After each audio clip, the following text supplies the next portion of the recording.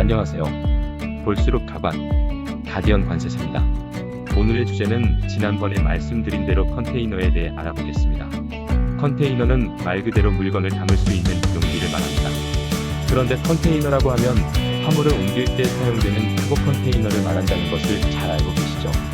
컨테이너는 보시는 것처럼 반복해서 사용할 수 있도록 만든 규격화된 화물 운송용 금속 상자입니다. 이 단순한 금속 상자가 20세기 국제 물류혁명을 일으켰습니다. 현대에는 컨테이너의 특성을 잘 이해하고 있어야 국제 해상 운송을 효과적으로 관리할 수 있습니다. 이 사진은 컨테이너가 트레일러에 실린 모습입니다. 컨테이너가 크레인에 의해 운송되는 장면입니다. 그리고 이건 컨테이너가 배에 실린 사진이에요. 이 컨테이너는 기차에 실려 있네요. 바로 이런 장면들이 컨테이너가 물류혁명을 일으킨 장면들입니다. 무슨 말이냐고요? 이전 동영상 국제운송의 기본편에서 국제운송은 대개 다양한 운송수단을 필요로 한다고 말씀드렸죠. 트럭에서 크레인, 크레인에서 외항선, 그리고 크레인 또 트럭, 이런 식으로 여러 운송수단을 거쳐서 운송되어야 합니다. 그런데 컨테이너의 크기는 규격화되어 있어서 그 규격에 맞도록 설계된 여러 종류의 운송수단에 빠르고 쉽게 옮겨 실을 수 있습니다. 즉, 한 번 컨테이너에 실린 화물은 운송수단이 여러 번 바뀌는 동안에도 계속 그 컨테이너에 실린 채로 운송이 가능합니다. 과거에는 수출 포장을 수출화물의 다양한 크기, 형태에 따라 매번 새로 만들고 폐기했습니다. 그런데 컨테이너는 같은 규격의 상자이므로 망가지지만 않으면 화물의 형태에 관계없이 사용할 수 있습니다. 지금의 컨테이너들은 금속으로 만든 만큼 기본적인 내구성을 갖고 있습니다. 이 마른 날씨에 관계없이 트레일러로 옮기는 것이 가능하다는 것을 얘기합니다.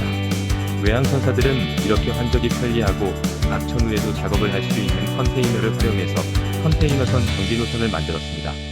마치 버스처럼 정시에 도착하고 정시에 출발할 수 있는 시스템을 만든 것입니다. 스케줄에 따라 움직이는 컨테이너 외항선의 시대가 온 것입니다.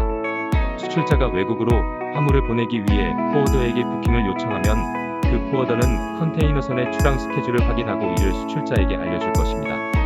현대의 무역 실무는 컨테이너선의 스케줄을 확인하는 것부터 시작합니다. 만약 컨테이너가 없었다면 이런 전기선을 통한 무역 실무는 존재하기 어려웠겠죠. 보통 수출입자들은 자기 소유의 컨테이너가 없으므로 포워더를 통해 외항선사에 부킹을 하면서 해당 선사의 컨테이너의 임대를 함께 요청합니다. 포워더는 수출업자로부터 컨테이너의 수배 요청을 받으면 선사의 빈 컨테이너의 임대를 요청하고 컨테이너 운송업체의 트랙터와 트레일러 운송을 요청합니다. 그러면 운송업체의 운송기사가 자신의 컨테이너 트랙터를 가지고 선사의 컨테이너 야드에서 빈 컨테이너를 실어서 수출업자가 지정한 창고나 공장으로 찾아갑니다. 그럼 수출업자나 그 용역업체에서 트레일러에 실린 컨테이너에 수출화물을 실어주고 컨테이너 운송기사는 화물이 실린 컨테이너를 항구로 싣고 갑니다. 그곳에서 외항선사와 미리 계약된 컨테이너, 터미널에 컨테이너를 내려줍니다.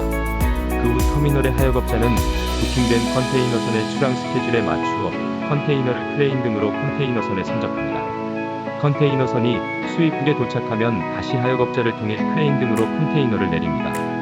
다시 수입국의 컨테이너, 트랙터 운송기사는 항구에서 컨테이너를 싣고 수입자의 창고나 공장으로 찾아가서 화물을 내리고 난 후 빈 컨테이너를 수입국에 있는 선사의 컨테이너 야드에 다시 내려줍니다.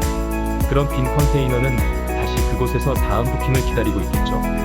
지금 보시는 화면은 현대상선 홈페이지에 나오는 20피트 컨테이너 제어표입니다. 형태는 직육면체이고 무는 면적이 작은 한쪽 면에 2개 달려 있습니다. 그냥 단순한 금속 상자입니다. 먼저 컨테이너의 외부 크기를 살펴보면 길이가 약 6m 정도입니다. 이걸 피트 단위로 나타내면 20피트가 되는군요.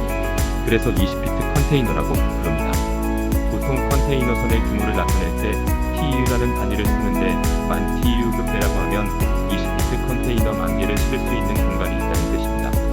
일반적으로는 40피트 컨테이너를 많이 사용합니다. 다른 규격은 20피트 컨테이너와 같지만 총 길이가 2배인 40피트, 거의 12m에 달합니다. 이러한 40피트 컨테이너에도 실을 수 없는 화물은 하이큐빅 컨테이너, 오픈탑 컨테이너 등의 다른 형태에 실을 수 있습니다.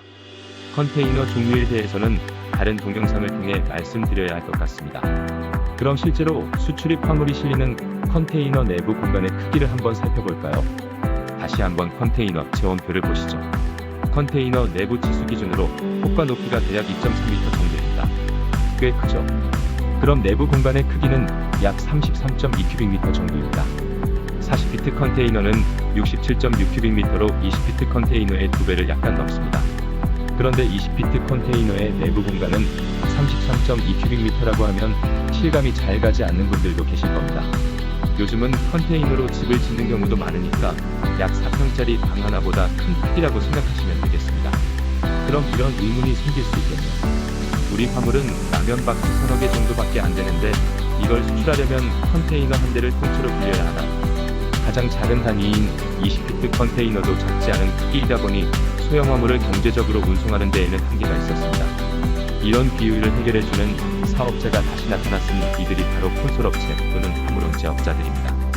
이 사람들이 있기 때문에 FCL과 LCL의 구분이 생겼다고 말할 수 있습니다.